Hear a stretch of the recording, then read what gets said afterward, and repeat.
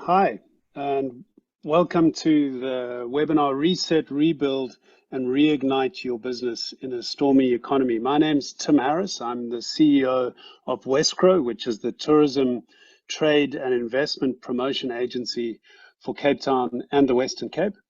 Wesgro is very pleased to be helping bring this session to you in collaboration with Pavlo and the team at Oric, as well as the City of Cape Town, the provincial government of the Western Cape, and the JUMP program, particularly inside the Department of Economic Development and Tourism in the Western Cape government. So normally what Wesgro does and has done for the last 40 years is work on behalf of the city and the province to bring investments into our region, help drive exports, promote our destination as the leading tourism economy in Africa, help land film productions, and help land more non-stop international flights. And obviously, like all of you, our business has been dramatically affected by the crisis. And we've spent the last 50 days in lockdown reinventing our own business models in order to support business in the Cape to navigate the crisis.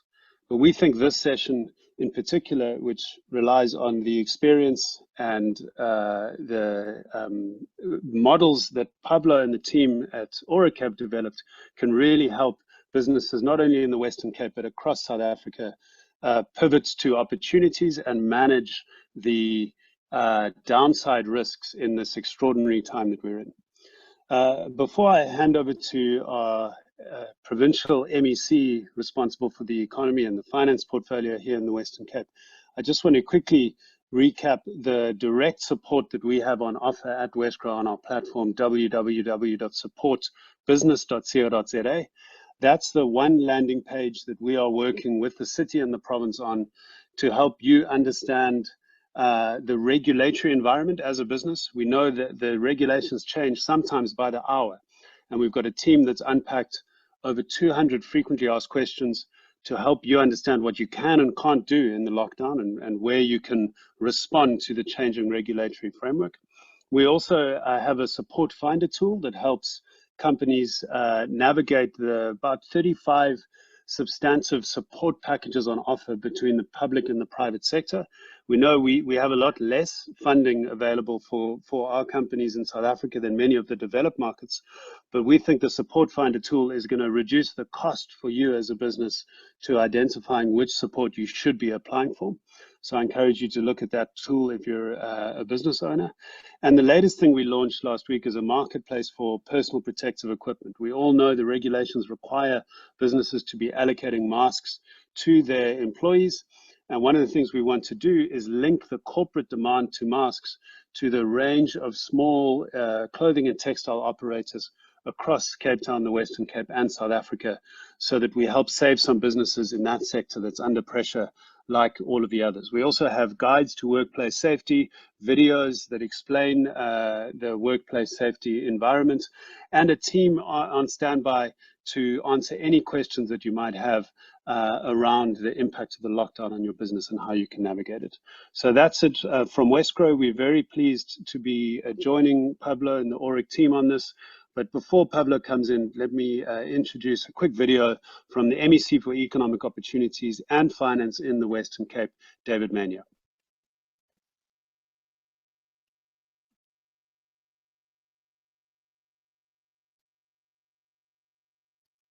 Hi everyone, I'm David Mania, Minister of Finance and Economic Opportunities in the Western Cape, and I'd like to welcome you to this webinar. As you all know, COVID-19 has had an unprecedented impact on business, and that is why we are working hard to ensure, on the one hand, that there's business continuity, but on the other hand, that there is an economic recovery when the time is right in the Western Cape. That is why government is working hard to bring together both sector specialists and business, so that together we can unpack and understand the challenges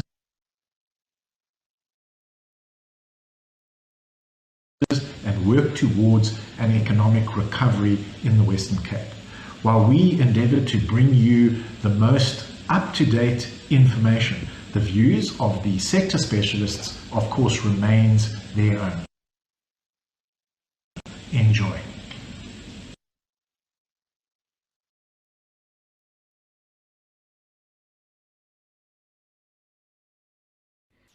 So good morning, everyone. I hope you're ready to do some work because we're going to make this very, very practical. You see, everything was fine until 6 weeks ago, 7 weeks ago. We were all on track at the beginning of the year. We had some plans. A lot of the businesses I'd spoken to, both here in the US and the UK, had growth plans ahead of them. Everyone was excited about the year, despite the problems we've had in South Africa with very slow economic growth and troublesome electrical power supplies. We as South Africans have become fairly resilient. We had taken some time out over the December period. We had decided how we were going to adapt to these challenging environments, and we had plans to get going. Then what happened 6 months ago? We got punched in the face. And as we did, all our plans dissolved and faded away.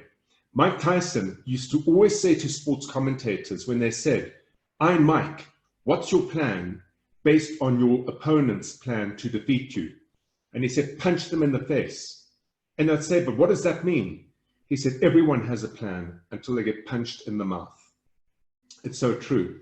The difference, however, is that winners get up. And in, I think it was his more or less about 56th fight, somewhere around there, he had been undefeated until he had fought a no-name brand, a chap called Buster Douglas, who had a very sketchy record and was really a filler fight. He got knocked down onto the tarmac by Mike Tyson in the 8th round. And in the 10th round, because he got up, he was the first boxer ever to knock Mike Tyson out. This is a fighting webinar. I hope you enjoy it. Please ask questions directly through the chat line. I will try and attend to them as we move to the end piece of the webinar. I have a producer helping me to guide me through the questions. There's a lot to cover. Get your questions asked. It's a real opportunity for you to share your thoughts, your heart, your mind with a broader audience, and for us to try and find different ways of helping you get to the other side of this economy. So we have to take a view on the future. There's only one view that any entrepreneur will have around that view. And that is that you must prepare for the worst and hope for the best. Hoping for something better when, well, hope is not a strategy. Let me put it to you that simply. If we expect things to be bad, it means we will build our actions, our businesses to survive a bad environment. If things are even slightly better, it puts us in a position where everything we've done will simply be amplified in the benefits it yields for us. In order to get some objectivity around this environment, and objectivity is so important, to get that objectivity gives you a perspective. It lets you stand apart from yourself, apart from your business, and to look at your business almost as an object that you need to cradle and guide, an object that you need to support and hold to get to the other side of a very, very stormy sea. If you see yourself as part of that business, the emotions that rush through your head cloud judgment. And we have a canny way of getting this done right. So imagine your business to be similar to a ship, and imagine yourself to be the captain of that ship. I remember as a youngster, Jacques Cousteau was just inspirational. I was convinced for many, many years I was going to become a marine biologist because on the Calypso, his ship over here, he used to sail into the seas and discover the underworld of the oceans. If you look at the ship, I'm going to talk you through how it's no different to your business and how you should be no different to Jacques Cousteau. In the first instance, a good captain understands the ocean. We are all sailing in a very, very stormy sea at the moment. And here is the position that I think we should all be assuming. COVID is here to stay for at least the next 24 months. Over that period, I'm not sure we'll go necessarily back into full lockdown again, but we will move between level 4, level 3, level 2, level 2, level 1, level 3, level 4, level 2. The uncertainty is no different to a very stormy sea. The reality is, however, in that stormy sea, all of us are sailing in it. It's not personal, and COVID is not personal to anybody or anyone. It is universal. It's being felt here, it's being felt in the US, it's being felt in the UK, certainly with the business owners I speak to. The seas are rough, the seas are choppy, and we need to prepare for the worst. I think it's a 2-year run. At the end of it, we will revert back to an economy that looked pre-COVID, but has changed probably by 30–40% in terms of how businesses and how consumers have learned to behave. The next thing, every ship leaves a harbor and sails to a destination. To the extent that you're not clear on what your destination is, it makes it very hard to determine the best path to get there. Think of it logically. You set sail in your ship. You leave Cape Town Harbor. You start sailing to, let's say, Mumbai, but you decide actually, no, you want to rather go to New York. The mere fact that you are doing that, chopping and changing that final destination, means that whenever you have to make a critical decision because suddenly a wave appears or suddenly a wind appears, what is that decision going to be guided by? Surely, as any good captain, it would be determined around what do I need to do with this wave, with this wind, to get me safely to my final destination. We believe there's only one destination for a business. I'll share that with you shortly. The next thing is, once you have a destination, you need to navigate to the destination. You must chart your course from Cape Town Harbor to New York. And you can see that it will take you 16–17 days, depending on the capability of your vessel, the speed of your vessel. What a smart captain does is a smart captain takes 20 days of food, fuel, and water for the 16-day journey, because all of us can expect the weather to change. A lot of businesses have not been able to do that. A lot of businesses have not been able to build up some sort of buffer simply because of the poor growth in the economy, but also largely because of unreliable electrical supply. A lot of businesses, especially in the social economy, have taken tremendous strain. The social economy, a significant part of Cape Town's economy, is around tourism, entertainment, restaurants, tours, conferences, events. There's some tough calls that need to be made there, and I will share a strategy with you on how to get to the other side of it. All businesses, all ships, I beg your pardon, have to develop communications internally and externally. If you look at this ship, it has sonar communication, it has radar communication, it uses flags, it uses lamps, it uses Morse code, it uses many different means of communicating.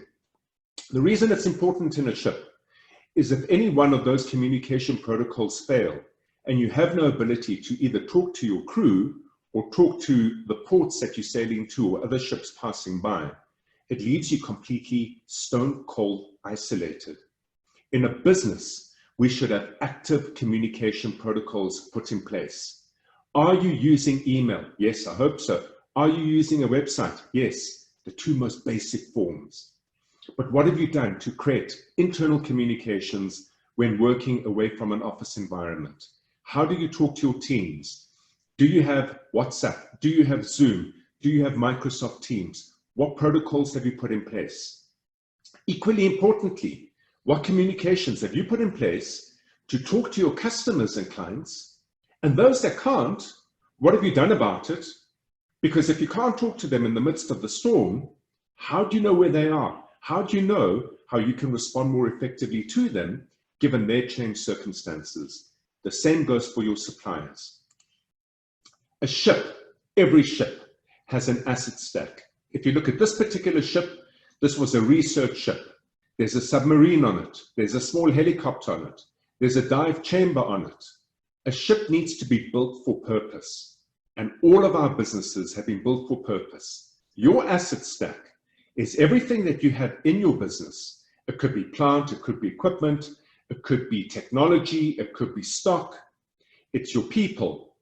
It's your suppliers. It's your customers. It's your brand. It's your reputation. It's the relationships you have. It's access to your bank. It's your landlord. It's the culture of your organization. All of those stack up and rack up to be an asset. The longer you have been in business for, the thicker, the denser, the bigger that asset stack. We're going to learn how to work with your asset stack to get you to the other side. And then a ship has a crew.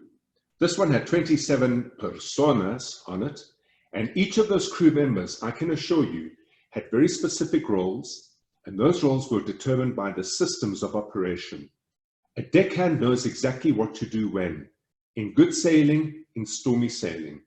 The navigation office or the dive chamber knows exactly what to do when, for still seas and for tempestuous seas. How do they know? Because they are given training, they are explained what their role is in the broader occupation of the ship and sailing of the ship, and everyone understands how everyone else has got their back as a result of them doing what they need to do. On a ship, your crew needs to be the right crew, and they need to do the right thing at the right time. Because when you're hit by a big wave, or you're stuck in doldrums, if that crew does not behave predictably, the ship itself is at risk. Then, for us as captains of our ships, we have a choice. We have a choice as to where we should be. We can either be in the engine room, which is deep down in the deck, below the sea level in the business. I'll point it out to you. There's the engine room. The function of the engine room, which is below the water level, below the plinth level, is it's a dark, dingy room. It's noisy. You've got big diesel engines churning away, and their function is to propel the ship. It gives the ship momentum. It does not steer the ship, but it gives it momentum. Alternatively, if you're not in the engine room, hopefully you're up on the bridge. And the bridge, as you can see, has a 360-degree view. It has instruments on it. It has full control over the most important thing, and that is direction. It's from the bridge that you control the rudder. For you as a business owner, all of us started in the engine room.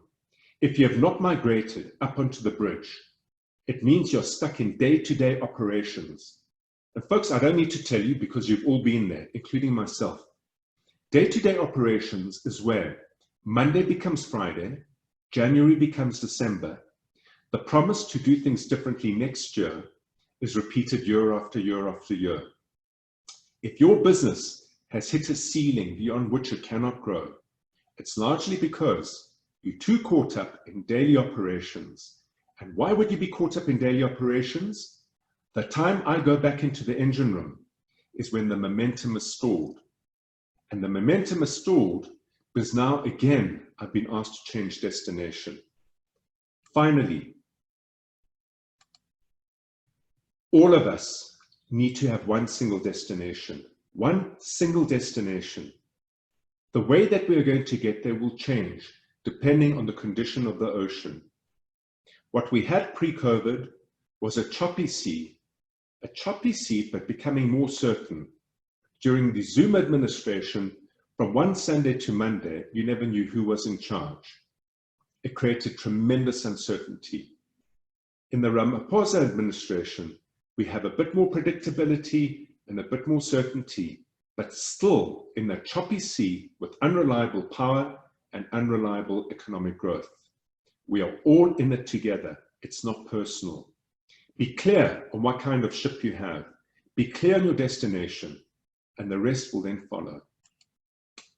So what should that future focus be? Only one, I argue.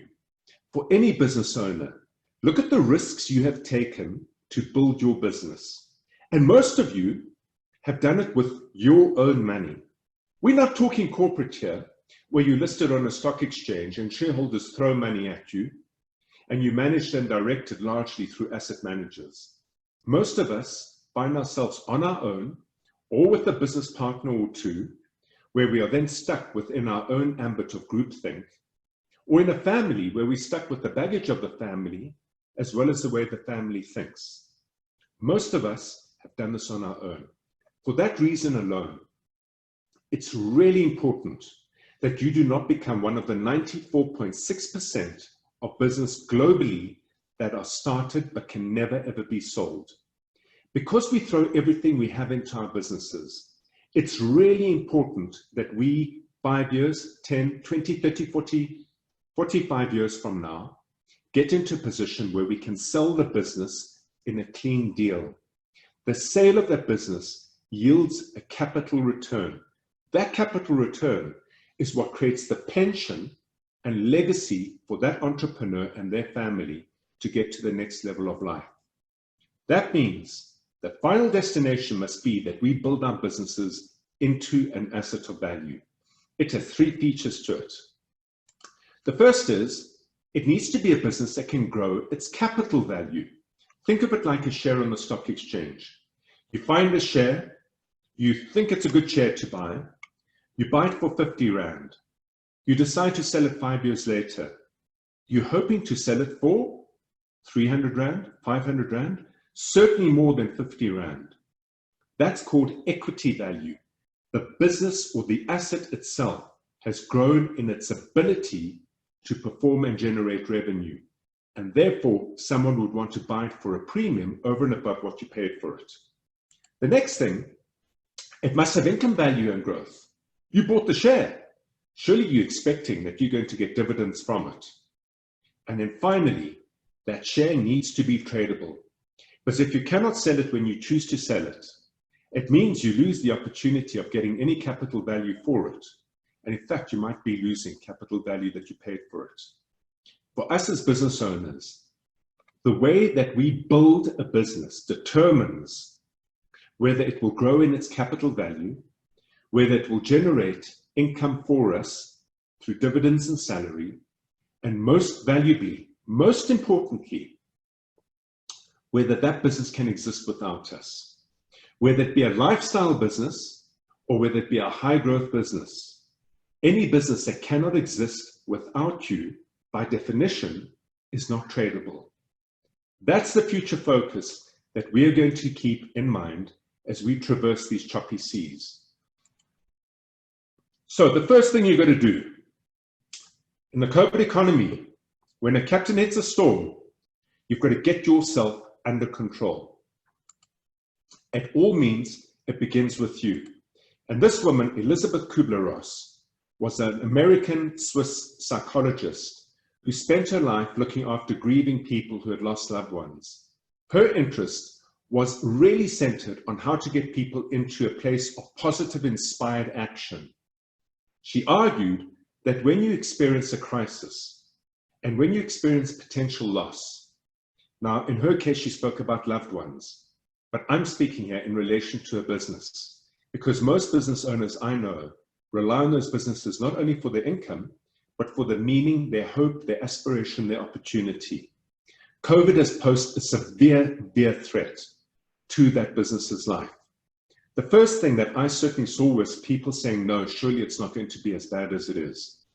As you realize it is going to be as bad as it is, you go through a period of frustration.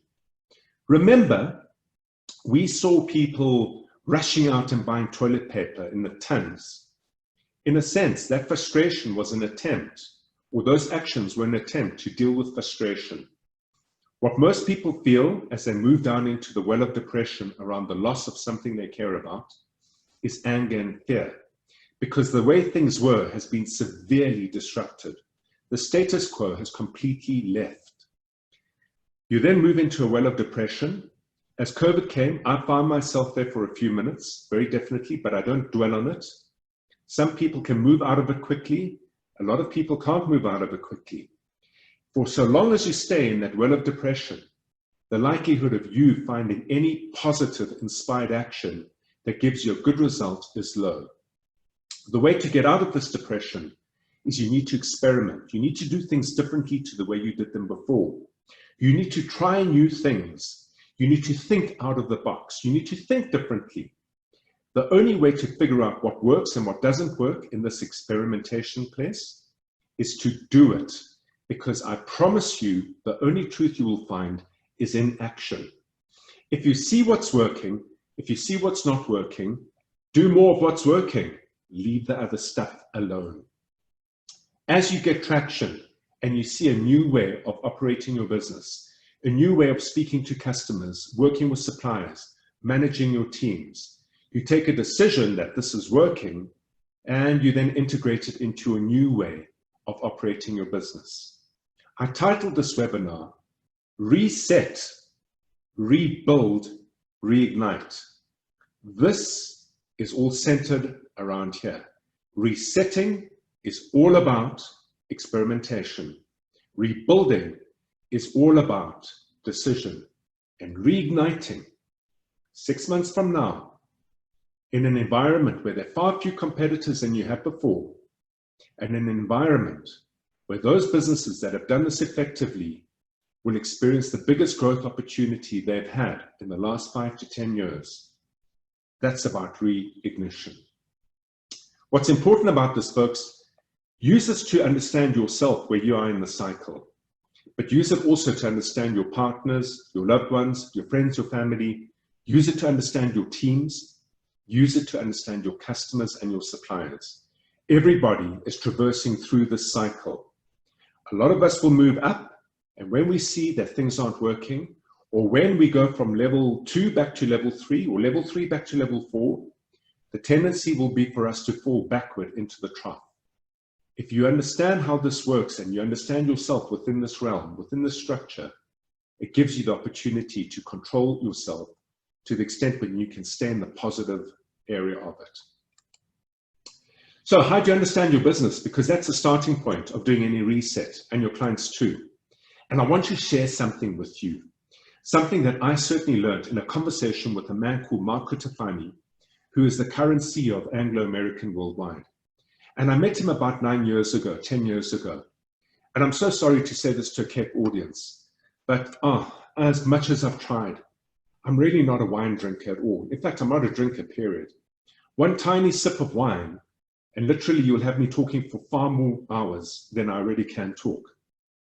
I ended up having half a glass of wine with him, and he said to me, "What do I think of Anglo?" And I said, "You're like a big fat onion." And he looked at me perplexed, and he said, "Like an onion, how so?" So I explained to him the following. I said to him, if you look at the inner layer of an onion, the center, the heart of the onion, that's where the sweetness lies. It's the essential flavor of the onion in the innermost center. In many ways, it's no different to a business. The innermost center, that inner layer, holds everything that is core and strategic to your existence. And your strategy there should be to hold and guard it. I'll give you a good example of one of our clients. I'm working with a very interesting client, funny enough, in the United Kingdom. It's a data analytics, business intelligence service that gets provided into the financial sector, the financial industry. If you look at what they need to do really, really well, they need to be able to get data, slice it and dice it, and then interpret it, and then present it in a very pleasing manner to make it accessible across the financial services sector. What does that business need at its core, and what is strategic to it, that without which it cannot possibly exist? It needs the ability to slice and dice data, to interpret it, and then to put it into accessible design so people can either read and understand it or see and understand it. Without that ability, it doesn't exist. When you look at your asset stack, you're going to look at all the tools and equipment, the stock and the space, your talent, your team, the suppliers and the customers, and everything else that's needed in order for you to perform your core and strategic capabilities. This here, in the COVID economy, is what we cannot afford to let go. You might not be able to trade, but there are ways to maintain everything in your asset stack that's core and strategic. You hold and guard it. The next thing I explained to Mr. Phitidis is in the next layer, the middle layer. That's where the burn of the onion is. And the burn of the onion can be unpleasant if it's too strong, but if it's managed just right enough, combined with the sweetness inside, that's where the flavor comes out. In a business, that is everything that's not core to you, but strategic. So let's go back to this data analytics business. They absolutely need computing hardware, right? that is strategic to their purpose. Without the computing hardware, they can't do the data analytics, they can't do the design, they need the software. Absolutely critical. Is it core to their business? Are they experts at compiling together hardware, managing the hardware, establishing connectivity? No, they're not. There are many businesses out there who have as their core and strategic purpose the ability to build up machines, maintain machines, ensure machines are optimized and working effectively. This particular business had it internally. And as the UK economy shut down, I immediately said to them, this piece, which has cost in it, needs to be put into the partnership level, I beg your pardon, the partner level. They found a business whose core activity is to look after hardware, install hardware, and maintain hardware. The final layer, the outer layer, is the skin. And what do we do with the skin of an onion, folks? Largely we discard it, right? We discard it because it's not core and it's not strategic. If I really look at it, going back to the data analytics business, what is not core and not strategic to them? Well, very simply, the provision of paper that you can buy from many other companies. You don't have to make paper in order to perform the function of the data analytics business. So when you look at your organization, you're going to be identifying everything that's core and strategic with the view to hold and guard it. Everything that's non-core but strategic with the view to establish a partnership relationship. And then everything that's non-core, non-strategic with the view to source that out and buy purely on price, quality, and reliability. If you have these elements in your business today, you need to shed them in order to reduce the capital cost pressure on your business. Now, here's the thing about the onion, and this is what is so fantastic about it. A silly idea, a brilliant concept. If you learn to look at every single business like this, whether it be your supplier, whether it be your customers, or whether it be your compliance suppliers, be it SARS, be it the landlord, be it the municipality, to the extent that you can understand a business like this, it builds empathy. Empathy means I understand what matters to you and what doesn't matter to you, because I've actually applied my mind and thought about you. There are many, many different ships out there. To the extent that you have used the onion to understand each one, it places you in the forefront of being able to have a useful engagement with them. So let's see what else we need to understand here. There are definite businesses that are high risk, and I'm so sorry about the tourism sector. It has been completely shredded, completely shredded. There are very, very few clever options at the moment other than to sit it out and maintain relationships. But there would be very, very little revenue coming through.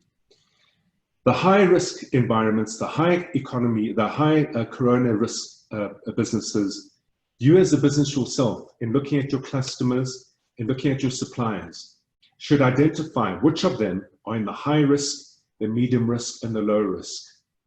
If you are very closely attached to high risk customers or high risk suppliers, can you see, by definition, it increases your risk. It's important to have that level of objectivity to see which businesses in your realm that are responsible for your performance and survival are at risk themselves. The next thing to consider is size really does impact risk. I was speaking a little bit earlier to Tim around which businesses have been obliterated. And whether you're in the high, medium, or low risk environment, the smaller you are, the more at risk you are, simply because you don't have that many resources. Remember, resources are the food, fuel, and water you have as spare capacity in order to get to your destination. Because of what we have suffered for the last 5 years in the South African economy, a lot of us are running with very, very low resources. So when you look at your suppliers and when you look at your customers, you need to empathetically understand their ability to do things or not do things with you based on their resource base. Included in the resource will be people. Smaller businesses have fewer people to work with. Larger businesses might well have too many people to work with. But the people that you're working with can provide a lot of support and guidance. I've conducted a number of turnarounds in my life. Each and every one of those that succeeded because of the people who were in the business operating the day-to-day activities of the business. It's them who have the insight, and it's them who have some ideas that often gave me perspective on how to navigate through those stormy seas. And then finally, type impacts action. You know, you need to think very carefully about the sector. There's some sectors that have been very, very severely harmed. The retail sector is under tremendous pressure as a result, but also the way sectors behave become very complicated. If you think about it, deep sectors, like the mining sector that has many suppliers in it, or the automotive sector, which has many suppliers, those sectors are going to find more comfort and control or government support than the shallowest sectors. The shallowest possible sector, well, what could it be? A hair salon, a nail bar. In many ways, you have a few suppliers, but ultimately you're dealing directly at the consumer interface. You and your business, when you look at who you are working with, if you're working with customers in sectors that are at risk or very, very thin, you need to guard carefully about how you, for example, extend credit into those customers. If you've got suppliers like that, you need to keep your eye out for alternative suppliers should your current suppliers not survive. When I talk mindset, you know, it's so interesting. So we've got this 200 billion Rand reserve that's been put into the banking system in order for us SMEs to go and apply for funding at extremely competitive rates in order to get to the other side of the COVID economy. Now, I have huge issues with that. I think it's profoundly unfair. And I think to myself, well, why should any business owner, because of circumstances beyond their control, indebt themselves to a point that when we eventually do recover effectively as an economy, which might be a year away or 3, you're working to pay back a loan that you were forced to take out of your pure survival. That's one approach. In terms of your customers, in terms of your clients, in terms of your suppliers, in terms of yourself, that is one attitude. The other attitude is I will go and access that debt because if 50% of my competitors are thinking otherwise, and the other remaining 45% aren't resetting to rebuild, yes, I'll have the debt, but when the economy does take off, I'll be operating in a far less competitive space with a far more valuable offer to my business. Folks, it's important. Use the onion and use these broad brush sweeps to not only understand yourself, but everyone else that decides and determines your performance and survival. That means every single supplier and every single customer too. Okay, so now we've got a good view of how to figure out our businesses and understand it. What I'm now going to talk to you about is how you determine your strategy. And after that, I'm going to talk to you about how you bring that strategy to life. There are 3 strategies that you have, a red, amber, and green. During lockdown, the strategy is save and reset my business. That means whatever it takes, you preserve capital. Stop all the costs that do not kill your business. And yes, you're going to get into trouble. You're going to get involved in disputes with landlords, disputes with the municipality, disputes with team, staff, suppliers. Stop all running costs out of your business before you engage in negotiation. You cannot afford to lose any spare capital you have in your business in a save and reset environment. It's capital preservation to the extreme. Once you have stopped those costs that don't kill your business, you need to then engage your team. Leadership at this point in time is critical. Yes, I know you fear your business, but I can assure you, your employees fear their loss of economy too. Those people that lose jobs during this period are unlikely to find them anytime soon, and everyone is heightened around that. Leadership from you, by stating very clearly what your plan is during the save and reset period, whether it be in full lockdown or level 4 or level 3, depending on what sector and industry you're in, needs to be communicated across your team.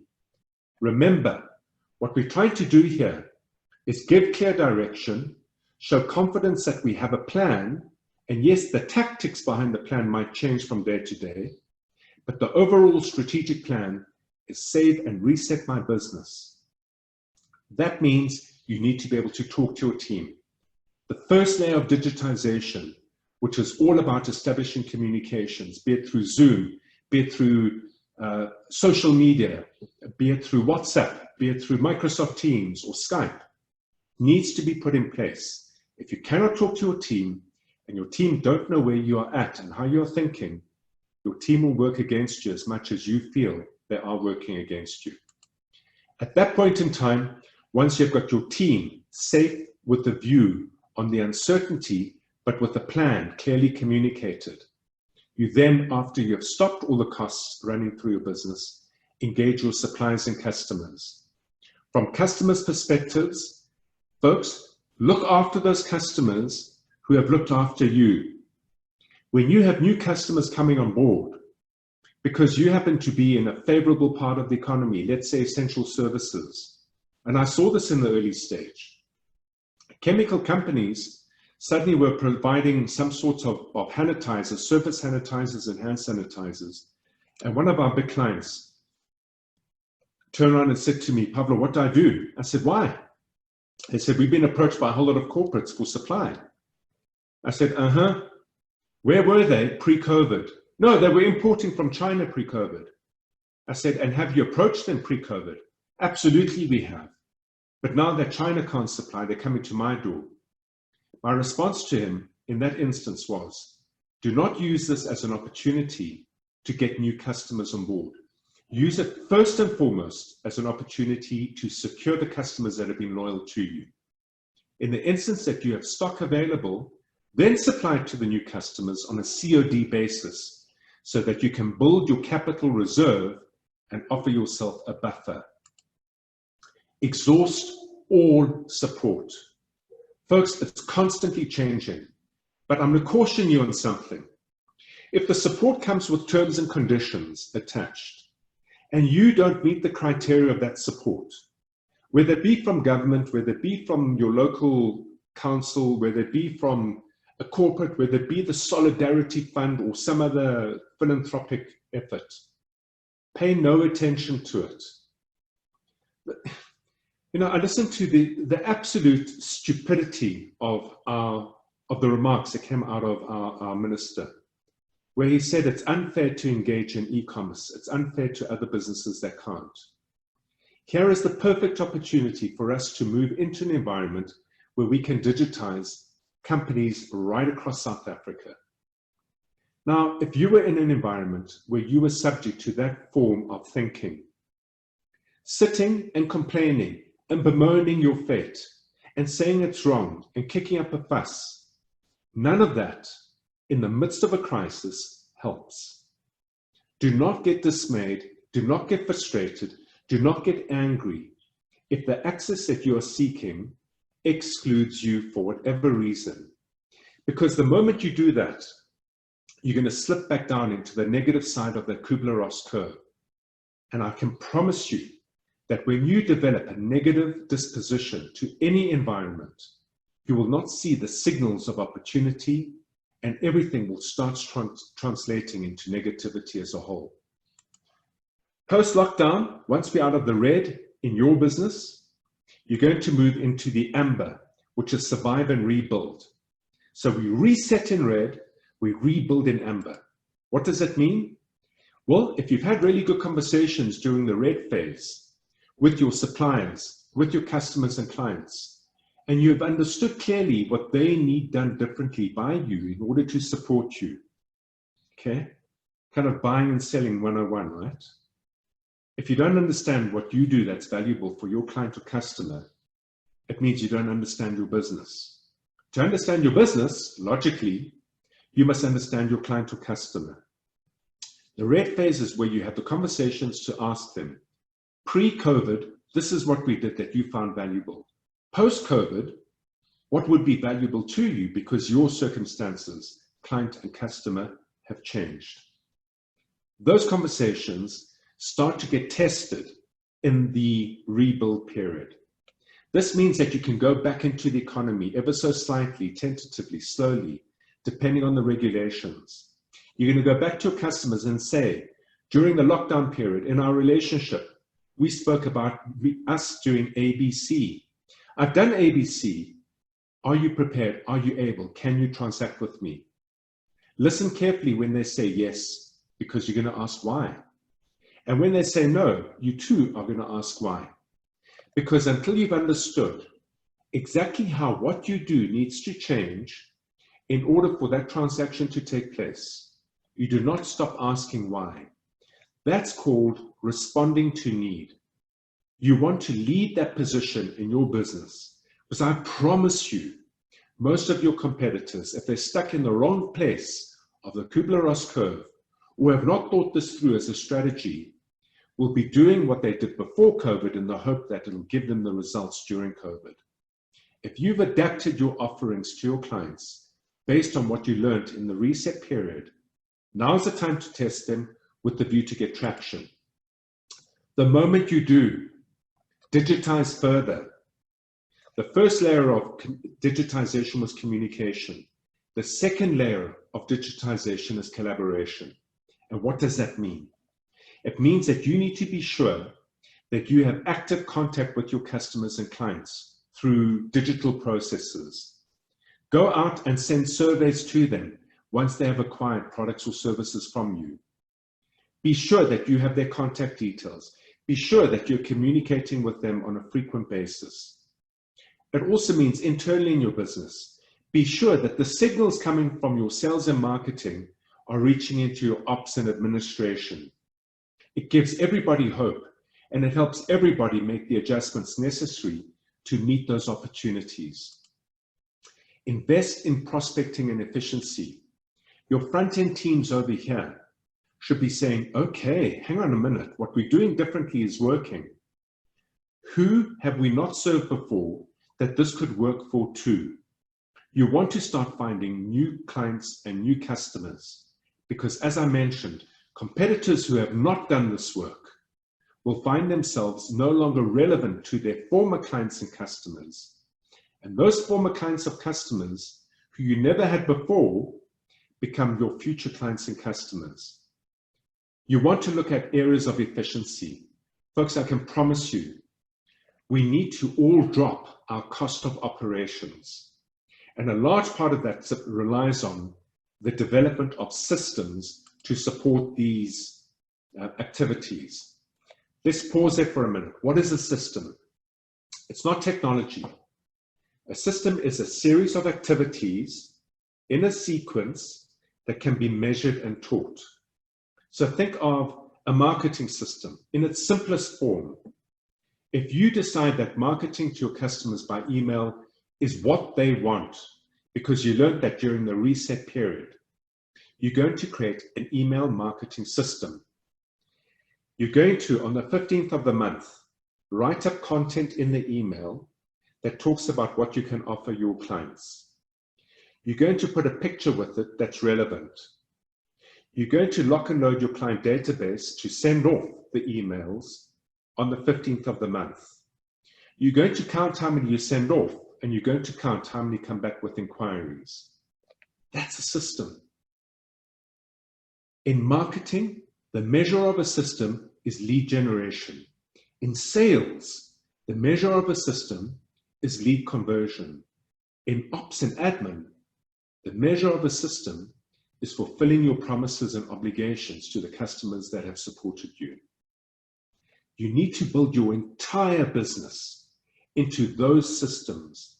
There should be more or less in a normal business around 207 of them. To the extent that you built them like that, it means that the business itself delivers on the proposition to your clients. It means that these are the early stages of you getting out the engine room onto the bridge, knowing that the systems will give you momentum. It also is the earliest stage of understanding how to digitize your business. Again, these support activities are going to change. Find a reliable website. This is a reliable website. Use it, visit it frequently, see what's changed, see what's available, and exhaust it all. We've been through red, we've been through amber, and depending on what kind of business we're in, depending on all the elements that I shared with you earlier on how to understand risk in your business, as we open up the economy further, we're going to move into green. Accelerate to reignite. It's a new normal for you. So everything you've done now, compared to what you did before COVID, compared to what you're doing now, is fundamentally different. If it's different and it's working, it means it's right for the very choppy, uncertain seas we're in. It means you have the early stages of success already. And now, as a business owner, you're going to capitalize on this. You need to start moving from the engine room back up to the bridge. In the red phase, you are right in the heart of the engine. The ship has stalled, the propeller stopped turning, you've got to get it going again. In the amber phase, as you build those systems, you're moving between the engine room and the bridge. Now, in green, you need to be back up on that bridge. The engine is churning, the engine's working, it's happening consistently, it's happening reliably. You need to see what lies ahead so you can capitalize on it. Over here, you're setting growth targets again. You need to find access to funding, not survival funding, growth funding, because there will be opportunities to accelerate sales. I said it earlier. If you have gotten to this stage in your business because of these strategies you've deployed and applied, I can promise you 5% of your competitors will be there too. It means that 95% won't either exist or will be caught on their back foot. This is where you look to accelerate sales by, in a no-growth economy, selling to your competitors' clients. The other opportunity is look for value. Oh, I always feel so uncomfortable saying this, but really in truth, this is where you'll find yourself in a situation where you can buy stock from your competitors for 30 cents in the rand, plant and equipment from competitors for 10 cents, 50 cents in the rand. You will be able to acquire premises, you'll be able to acquire talent, you'll be able to acquire businesses. If you have not gotten access to the right kind of funding, and preferably equity-based funding in this instance, and the reason I say that is because debt-based funding has obligations to it that deplete the resources in your business. And remember, folks, we're here for 2 years. Prepare for the worst and hope for the best. Okay, so we've got red, which is about save and reset. We've got amber, which is about survive and rebuild. Then we have green, which is about accelerate and reignite. I want to talk through some of the actions over here that would be useful and helpful. Right, truth is only ever found in action. I've said it before, and I'll say it for the rest of my life, because honestly, I've never seen anything different. In the midst of a storm, sitting hoping for the storm to pass, as opposed to moving and doing what you need to do in order to keep your ship afloat and sailing, is really what counts. Each of these activities I'm going to share with you, and there's 6 of them, can be deployed and must be deployed across the red strategy, the amber strategy, and the green strategy. There's a lot of content here. I'm going to touch on it lightly, simply because we don't have time for me to go through it in detail. The first is, what sets you apart? I've argued that product doesn't, price doesn't, and service doesn't. And I've been arguing that for years. What sets you apart is your ability to be problem solving for your customers and clients. So therefore, in the red period, this is where you're talking to clients to understand their new problems. In amber, you're testing, and in green, you're consolidating, because now you know what works. The next thing is building your momentum. If you know what you are good at doing, you want to generate activity to communicate and get clients on board who like what you're doing. This is all about sales and marketing. In the red period over here, you're using relationships to reset, you're procuring intelligence. In amber, you're looking for transactions. You're moving from relationship to transactions to rebuild your business. And in green, it's all about new client acquisition. Fulfillment, if I know what I'm good at and what sets me apart, and I'm getting a good response from customers and clients, I have to be sure that I can service them against the promises I've made over here that correlate to the promises that they've understood I'm offering them for them to come on board. During red, you're talking to your suppliers. In amber, you're rebuilding your operations. And in green, you're digitizing as much as possible to make efficiency across all your operations in fulfillment. From there, you then have the right people to get on board. So folks, think about it. First, I need to know what makes me special. Secondly, I need to know how to generate income. Thirdly, I need to know how to fulfill my promises. And once I've understood that, by building business systems, I can get the right people to do the right thing at the right time. I can get my team to operate the systems for me. What's key to this is that this is what gets you out of the engine room. As you look at it in red with people, you're sharing your plan, you're working with your team to develop empathy, communications, and understanding of your suppliers and customers. In amber, it's all about them going out and transacting. New measures of reporting need to come in over here, because in green, it's about setting targets and getting the team focused on running the systems that will yield to your success. What that does, these four elements, is it releases time for you to get back up onto the bridge. And when you're back up on the bridge, in the red level, with the time you have available, that is where you're going back down, as I said earlier, into the engine room. You cannot win a battle that has erupted, that threatens your existence, by sitting in the comfort of the tent on top of the hill. The general has to become a warrior. You need to go right to the front line of the battle in order to read the signals, lead your team, and give confidence. Our time over here in red is in the engine room. In amber, it's between the engine room and the bridge. In green, it's 100% back up onto the bridge. The last thing I mentioned, you need access to funding. We know what it is. In red, it's all about preserving capital and getting access to any relief that you can afford. In amber, it's about being circumspect where you get access to capital. To the extent that you can avoid it, please try not take on debt. And the reason for it is because although you might think it's okay to do so, I challenge anyone to tell me what this economy is going to look like 5 months from now. If it is aligned to your worst case scenario, well, then you've won. If it's any better, then you're way ahead. Be conservative around your capital preservation. And that means don't take on capital that has an obligation behind it that will erode your free income, your cash flow, your capital itself.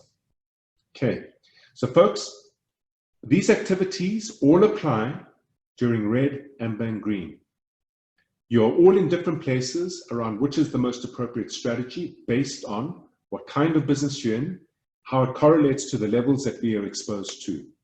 It's likely that you will go from green back into amber, or you will go from red to amber back to red. All of it depends on your own circumstances. But within each of those three strategies, you know what to do in red, amber, and green. And you know the activities you need to deploy throughout red, amber, and green. Right, I'm going to take a few questions from the chat, and I'm hoping that they get sent to me. Oh, there are a lot of questions coming through. There's a good one here from Lynn. How do you retain a staff member who is core in your asset stack, but you can't afford to keep them? Well, then, you know what? It really depends, obviously, on what the opportunities are for that individual. So let's just talk a little bit around it, because the one thing I'm not bullish on is, if you think, I had a fascinating engagement yesterday in the UK with a business that does some of the most incredible design work I have seen ever. They do designs for retailers, for automotive brands. They do designs for technology companies. They're a pure design consultancy, and they're really smart with how they've built their business. And the business leader who started this business 6 years ago said, I need help. I said, what help do you need? He says, we've gotten to a very interesting point in our business. They're now sitting on an annual revenue of around more or less 13, 14 million rand from 5 years ago when they started with very little. They started with him alone. And of course, what did he do? He brought on some really good talent, people who've got a natural feel for design. And he said, Pavlo, up to about 13, 14 million rand, all of us were involved in everything. As we grow to the next level, I need to get my team to focus on very specific parts of the business system, as opposed to all of us involved in the business system. And what that required is a couple of things. Firstly, it means that the coordination and synchronicity, which was intuitive to us, is at risk. Because as people fragment and move into specialist areas of the business, the likelihood of batons being dropped as you pass the baton from one team member to the next is high. And he carried on like this. And then he said something to me which really concerned me. He turned around and he said, the way that we run our model is our designers that do the work for the corporates also become the account managers. And I said, how so? And he said, well, you know, it's really interesting because the corporate forms a relationship with that designer. And through that, that designer then gets asked to do additional work. And I turned around to him and I said to him, Marcus, here's an idea, here's a thought. You've hit a level of growth in your business.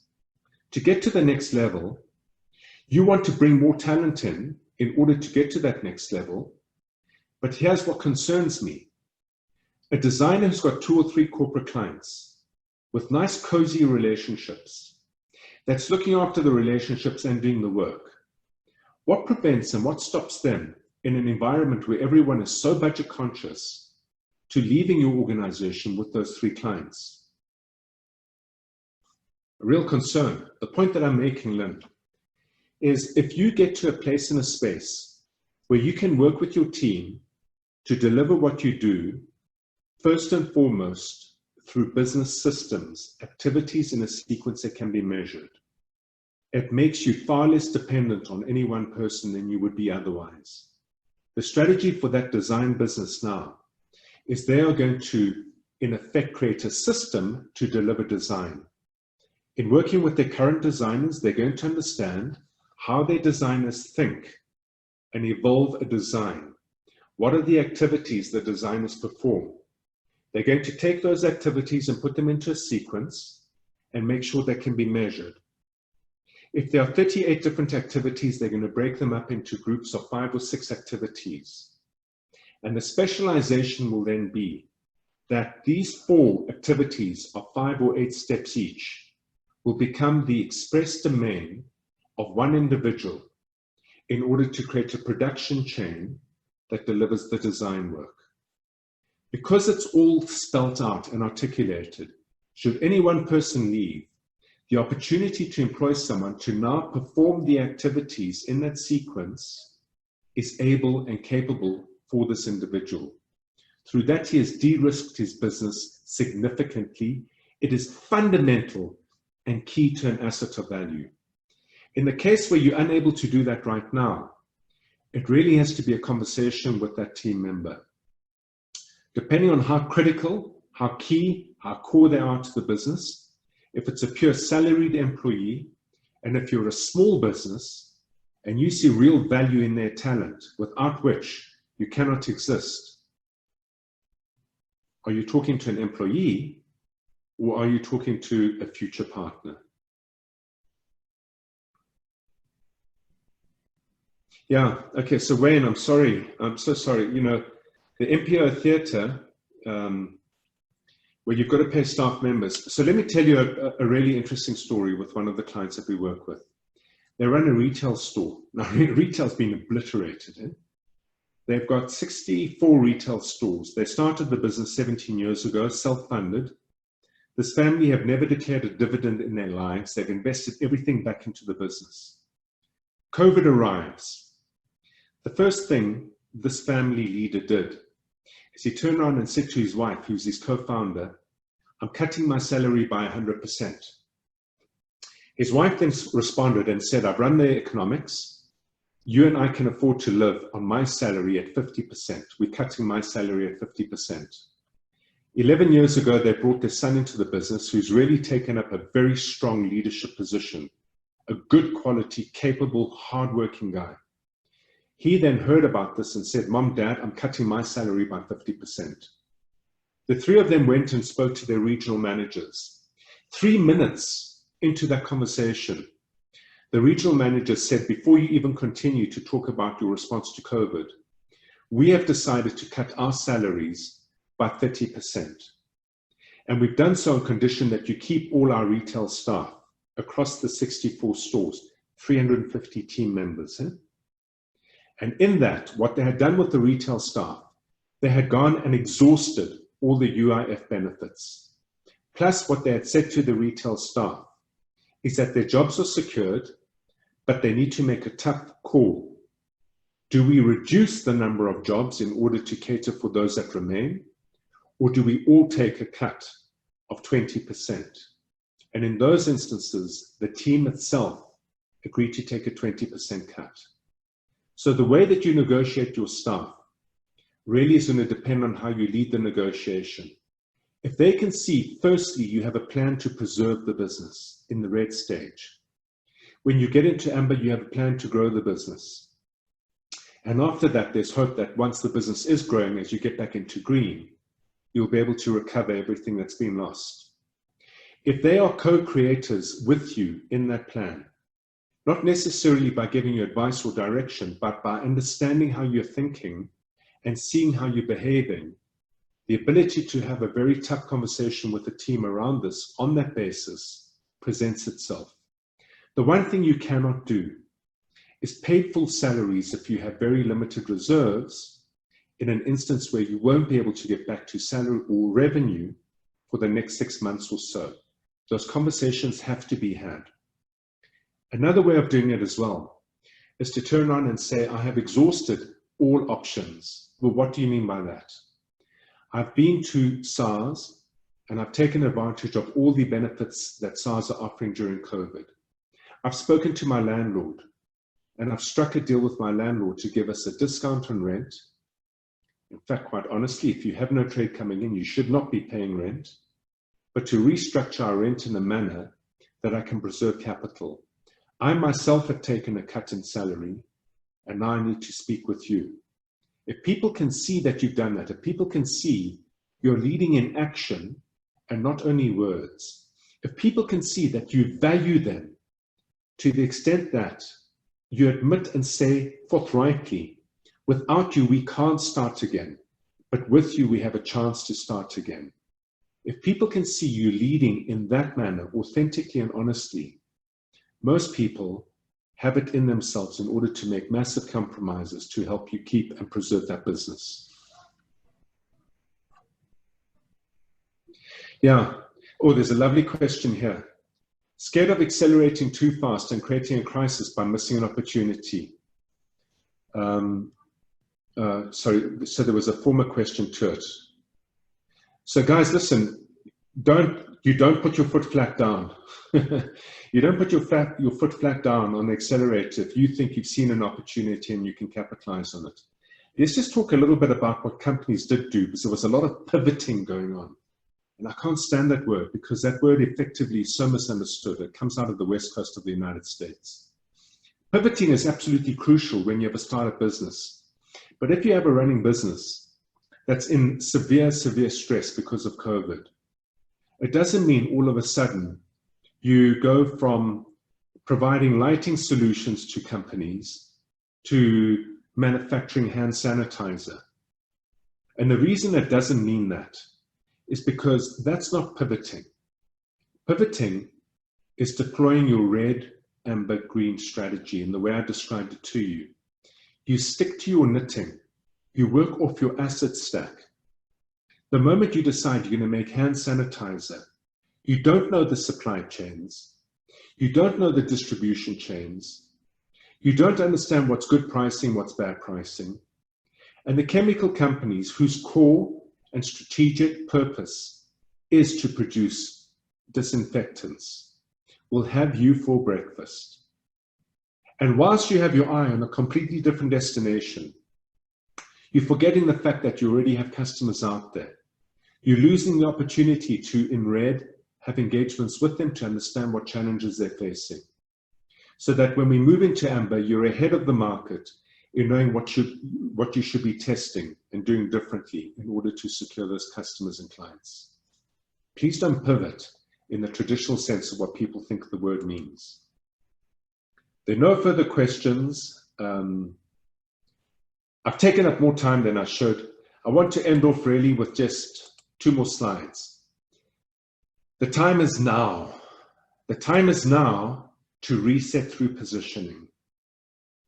The time is now to rebuild, because that lines you up to 6 months from now, be one of the last businesses standing. And if you have the right people doing the right things based on systems, and you have the right systems built on your new positioning, it's that will get you to the next level of growth. I can promise you, because even though we're in a 100-year event, I've seen crises many times before, and consistently that's been the case. I want to end off with just 1 or 2 things. You can go to auric.com. We have a lot of resources there. We've done webinars on how to negotiate with the landlord with letter templates. We've done webinars on how to negotiate with SARS, and I had the permission to do it with the letter template. We've got a lot of webinars on how to work with your team and people. How do you negotiate your team and people? We've got webinars on how to digitize your business. They're free resources. It's something that we decided to do as Auric. We are born, bred, we live, we eat the SME economy. They're the only people I care for as a private business owner, because we are the true investors in any society, in any business, because we're the people who build our businesses on the back of our own sweat, scale, and toil. In 6 months' time, businesses that invest now in their growth using the red, amber, green strategy will maximize an opportunity that's inevitable. There will be an upturn. You can contact Johan if you feel you want to be one of them. But at the same time, I would encourage you to read Sweat, Scale, and Sell. It's a book based on businesses told through story that built remarkable businesses in very difficult times, straight after the global credit crunch, straight after that massive mining strike we had that shut down the mining sector for 5 months. They were built in the depths of darkness and despair because they reset during that period in order to rebuild and reignite when that period had passed and gone by. I hope this has been valuable. Please make access to the resources. They're available. Any other questions you have, email them to Johan, and either he or I will be sure to engage with you. I wish you the best of luck. Keep positive, measure yourself on the Kubler-Ross curve, and stay in action. Thank you so much for giving up the time.